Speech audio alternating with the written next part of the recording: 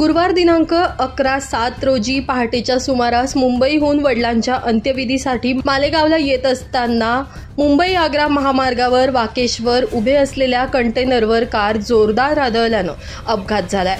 हा अपघात इतका भयानक होता की गाडीत असलेल्या 2 सख्ख्या बहिणी व जावई यांचा जागेवरच मृत्यू झालाय। गाडीमध्ये बसलेली वैष्णवी प्रवीण जाधव हिच्याही डोक्याला गंभीर मार लागला होता। रक्तस्राव थांबत नव्हता। तिला एका खासगी रुग्णालयात उपचारार्थ दाखल करण्यात आलं होतं। उपचारादरम्यान तिचा देखील दुर्दैवी मृत्यू झाला। या अपघातात मीनाक्षी अरुण गिरे वय 53 राहणार टिटवाळा जिल्हा ठाणे, अनिशा विकास सावंत वय 40 राहणार राहुरी जिल्हा ठाणे, विकास चिंतामण सावंत वय 45 राहणार ठाकुर्ली जिल्हा ठाणे व वैभवी प्रवीण जाधव वय वर्ष 17 राहणार कसबे सुकेने हिचा रुग्णालयात उपचारादरम्यान मृत्यू झाला। या अपघाताची माहिती मिळताच पोलिसांनी घटनास्थळी धाव घेऊन पंचनामा देखील केलाय।